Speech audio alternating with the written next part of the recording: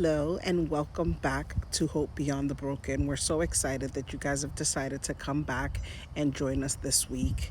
Please share, subscribe to our channel so we are able to continue to bring this positive feedback and positive stories to you.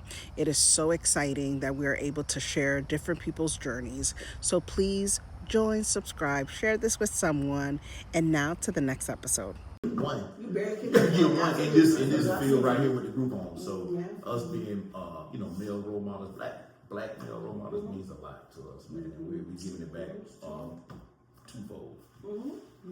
Well, just to take that even a step further, when Gavin came from, was it a level 10? Level 10. Level 10.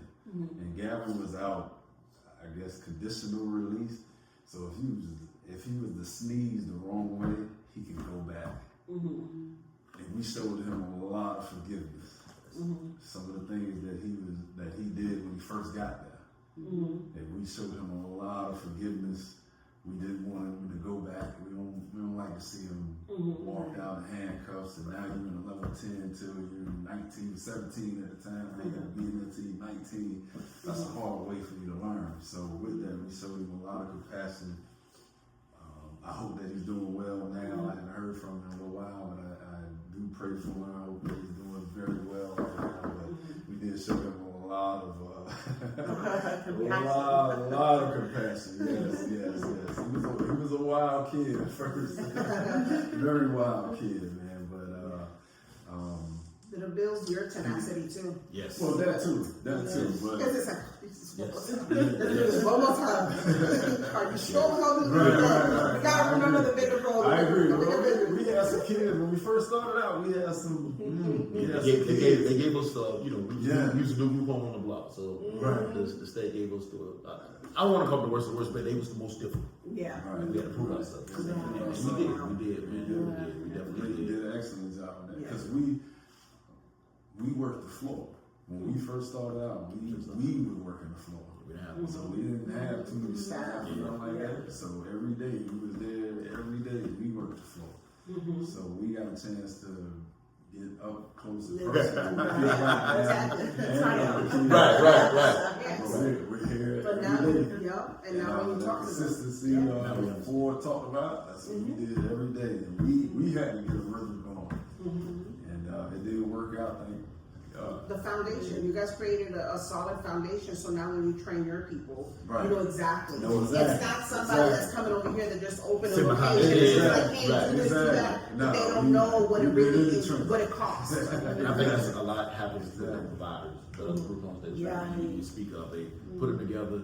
You won't even see that executive director no more, probably for the rest of the year, probably only at a meeting or something like that. So you see your EDs every day. You see the executive directors every day.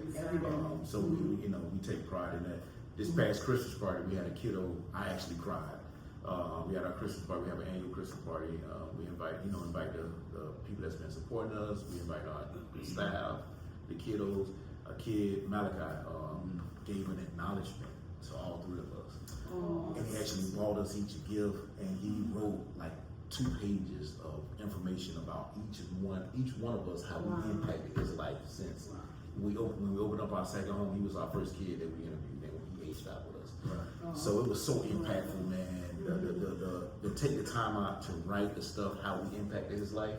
And that was this past Christmas party, man. So that gives us the fuel to keep going. Gratifying. Yeah, because you need that, man. Like, wow, you never know how you impacted somebody's life. We just doing it naturally. Right. But the impact that we made on his life, man, was transforming for him. He said, if it wasn't for you all, this is one of his statements. If we got it on social media, if it wasn't for you all, I don't think I would have aged out in an appropriate way. I think I would have been lost. You know what I'm saying? I wouldn't be in the position that I am now. But, Mr. Ford, your consistency, Mr. D, you were always coming in, taking the time out to shoot a little ball with us. Mr. Marcus, you preaching hope. You giving that foundation of hope. So he hit all 3 of us with that, man. And that right there, man, I cried at the Christmas party, but it gives us that fuel to say, you know what, man, we are changing. We are impacting lives. We got to continue to do this because it's hard. It is. It can be. Yeah. Mr. Brett? Yeah, man, it's been a lot. There's been many stories I can give you. you know, I can't share too much information. This kid is still with us, but you know, he was labeled a monster. Now he's doing okay. One of the bigger things with this field that we work in, you get a lot of misdiagnosed kids. I don't want to put any blame on any particular entity. We don't know why it happens, but it happens often. And if that program doesn't have the right services for that young man or young woman, that's what's going to happen. They're going to look like monsters because you don't have the right services wrapped around him, whether it's therapy, whether it's a psychiatrist, whether it's just the right staff with the right treatment plan. Those things matter. So, you get a misdiagnosed kid killed in a program that's not fit for him. That's what it's going to look like. Yeah. Since we've had him, he's been doing amazing, and you know, we love him like our own kid. It was rough in the beginning. Yeah. We had to peel back. We had to probably pull 3 bananas. Hey, we. Yeah. Oh man. Yeah.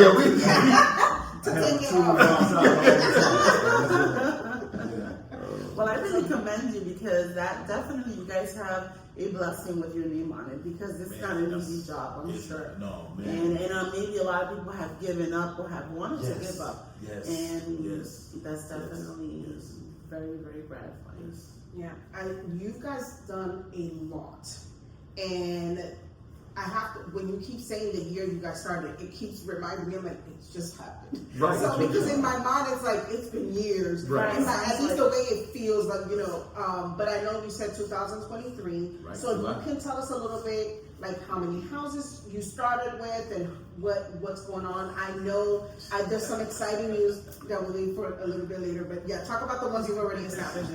So we started with 1, and we're currently at 4 in 2.5 years. Yeah. Which is truly nothing but short of a blessing from God. Was that even the thought process, or The when you thought first process started? was one a year. Okay. One a year. And even when, so this particular home that we're in now, this was our second home. So July we opened our first one.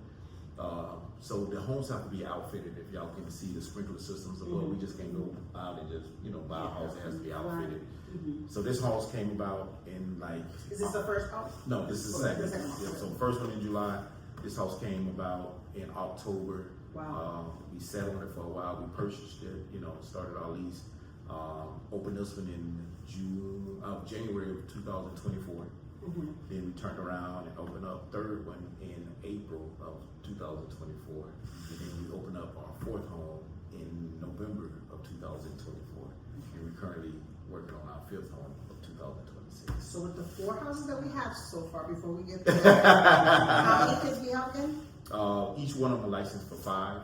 We Okay. try to keep it at 4 homes. So right now we're at 16 kiddos. And you so think we're you have licensed- 35 employees? 35. So basically, if you could take each house, it needs about 7 to 8 staff to run because we got to have staff 24 hours, 365 days a year. So it takes about 7 to 8 staff per home. So we have, we work with a lot of staff that has full-time jobs. So we might hire 2 or 3 part-timers that really equate to 1 full-time staff. Okay. But we have over 35 staff, a lot of different personalities. But yeah, so 4 homes in 2.5 years. And your employees do they have background in this? Like, I know you said some of them have Yes. their full-time jobs. So working at the big box facility, we came to know a lot of people. So when they found out we had started Redemption Home, we had a lot of people apply. We look for staff that at least have a year or 2 in this background. To get someone that doesn't have any background, it can be tough. Not to say it's impossible, but we don't want to set anybody up for failure. So once they pass the local background checks, the FBI checks, we send them off for a week to Polk County. That's where we do our training at, TPRI. They do that training for a whole week. That's an excellent training day. They come back to us and they are shot on the floor for another 72 hours. So we do an extensive training, but we just don't want to throw you out there to the world. You know what I'm saying? We want to get you, make sure you got them tools in your tool belt to make sure you succeed. Awesome. So now, let's talk about the new house. I'm excited about the new house. It is. So how did that come about? We're going on our 5th house in less than 3 years. Yes. And it's an exciting house. So Yes. tell us a little bit about this 5th house. Well, at some point, DC will say, hey, you can't keep y'all open now. And this is the truth. You know, you have to specialize in something now. So we like specializing. Okay, so what you want us to specialize in? Because this is our will. We're doing our thing. The opportunity was given us to us, hey, we'll open up another home, but we need you all to specialize in development delayed and kiddos with autism. At first, we were like, wow, man, that might be a lot. But then we said at the table, we were like, well, we're already dealing with it now because we got a couple of them sprinkled throughout our homes. So unfortunately, you mix in behavior kids with. It's like what he said. Yes. Diagnosed. Yes. So Yeah. we're already doing I it. didn't even know you And did. we didn't even, you know what I'm saying? We're already doing it. So we said, okay, hey, we'll run with it. We're already doing it now. We'll just come up with the criteria that we need. So we hired a behavior specialist. Okay. The behavior specialist will be writing up the build programs, the treatment plans. All of our staff that work this new home will be trained in ABA therapy because that is a must for kids that's diagnosed with autism or development delayed. And we open up our admissions from 8 years old to 17-year-olds now. So we're getting them a little younger now because a lot of the kiddos are diagnosed early with autism and development delay. Yeah. So those are 3 big changes that we had to make for this house. That behavior specialist, all of the staff being trained in ABA therapy, and then also dropping that age from 12 to 8 to 17 years old. So the only way you get to this new house when it opens is you gotta have that diagnosis. Yeah, you have to have that. Yeah, so a staff that works at our regular homes really couldn't work at the new home unless they don't did ABA therapy. Yeah. That's gonna be the big key, which is it's a 2-day training that our behavior specialists will do in-house training for us. So it's a good thing. Does your staff in the other houses, do they rotate from houses or they're just in each house has their staff? We try to rotate them, but at the same time, we try to give them that structure and that stability to So say. they can have the same person. Right. And that's for the kids. And it's also help the staff out because, but we don't want the staff to get too comfortable where they can't work in the house. Because if something Stuff happens, happens, you need call to, out, like, somebody go running around. late. So we run the same behavior systems throughout our homes. It's just, you have to learn the different characters that you have at home. But it's the same system running from Redemption 1 From one to the through other. Redemption 4. Yeah. So it's the same system. And do you guys do, I know that you guys do like holidays and stuff like that together, like all the houses together. And do you guys do other activities like with getting all the kids all together and the staff together Yeah. outside of just the holidays? Yeah, so, we already mentioned, every quarter we do a holiday party. We also last year we implemented Field Day, where, I'm an island boy, so back in Jamaica, we used to do Field Day. It was a big deal. All the parents came out, all the kids came out, whether it's a 3-legged race, whether it's a, 100-meter race, whether it's, whatever. We did all that, so we implemented that, and the first one was very successful. We got rained on a little bit, but outside of that, the kids enjoyed themselves. And so we're going to try to make that an annual, yearly thing on top of our quarterly meetings, which, obviously we bring a couple of kids and the staff and we feed them all. So the quarterly meeting, to piggyback on that there. So every 3 months we have next week it's at what's the name? American Social. So every 3 months we bring all the staff out to a restaurant, feed them lunch. We have our staffing meeting, and then we do an employee of the quarter, which gets $300, get a plaque. And then we do employee of months that get $50 for that quarter. So we want to continue to build that morale with staff. Yeah, You're just not a number with us, man. Come out, we're gonna feed you, we're gonna talk, we're gonna give out some awards, we're gonna get some feedback because we kind of, we just gonna continue to get better. Yeah, right. And not only that they need to be appreciated. Yes. You know what I'm saying? Because they're doing the same thing that you Yes, guys are doing. They are imparting all of these things. Yes. And it can become draining. If as a parent you get drained with your child, Just imagine. definitely imagine when you're sitting with another child that is not making sense. At least with your children, like you have no other choice. You have no other choice. And thank God he imparts gifts to us to be parents. Right. But when you take it as this is another child, but now you're taking it as a child that you also want to, a young man, that you want to be a part of their life, you do have to have the heart for it, but you have to have the patience. And it can be very, very, very draining. It is a difficult, when you're dealing with different personalities and different characters and everything like that, that you have to have something special in you to be able to overcome yourself, to be able to do that. Because it takes a lot of humility to be able to deal with the attitudes and the frustration and everything like that. And if they're not being supported, which I know a lot of people, especially like in the big boxes, they don't get supported, and that's why they get burnt out with it, because they do have a heart for it. But if you don't have the character for it and you don't have the support from your leaders, then it just becomes a little bit more. You know what I'm saying? I think that's why also there's so much turnaround. Yes. Also in that. One key thing we're going to continue to build morale with the staff. You know, Yeah. Very every important. Sunday we got a staff now cooking. So every Sunday they do like grandma's cooking. So I think it's smothered pork chops, yellow rice today, cornbread. You know, we're gonna go and take part. We're gonna eat a little bit. But we thank the staff. We thank the staff. We thank them for that. The outing today, this house right here is that fun spot. So that's why we got the whole house. So every week we go on the outing, whether it's bowling, movies. So every week you guys do an activity. Oh yeah, and it goes by the behavior system. So from Sunday through Thursday, if they had a decent week without going into detail, the length of the details, we go on Friday outings. If they go to school the whole week and they have no incidents at school, we get a preferred meal on Saturday. Boys love to eat. Absolutely. They love to eat. So we always pair the outing, like today they at Fun Spot. They'll take a break from Fun Spot and they'll go eat lunch at Chili's. And then they'll go back to Fun Spot and then they'll come back to Sunday home dinner. So we're always taking them once they earn it to an outing every weekend. You know, so we always try to keep them busy, keep them encouraged. I tell you boys, y'all do way more than my kids at home. As far as like outings, you know what I'm saying? But yeah, we always try to hold that little carrot over them to kind of stabilize the behaviors as well. Because unfortunately, when they was at home, they did know outlets like this. No one they even took the time to go take them to a movie. You know what I'm saying? To take them out to eat. Rewarding them. Right. So as we take them out to eat, we also teach them how to eat correctly with etiquette. You know what I'm saying? You use your fork and knife instead of you picking up a chicken with your hands and tentacles. They haven't been taught that. You know, so a lot of people look at it as a fun outing, but we also teach your social skills when we out there. Like Mr. D say, talking to the opposite sex or to a female, this is how you do it, versus saying, what they've been taught and what they've seen men talk to other women, which is incorrect. So it's always a teachable moment in this field. Exactly. Yeah, it should. I think about it sometimes as like, it's not saying you can't do that. Let's just see how can we do it in a way that you're going to benefit out of it and you're not going to get in trouble or anything like that. Because I think that because they either have lacked things or been told no, or you're this or you're that, but if you take the moment instead of saying no and be like, you know what, how about we look at it this way or do it like this, you're giving them an opportunity to learn, but also for them to be like, oh my God, they're investing their time to listen to what I have to say. And so that is very, very, very, very important.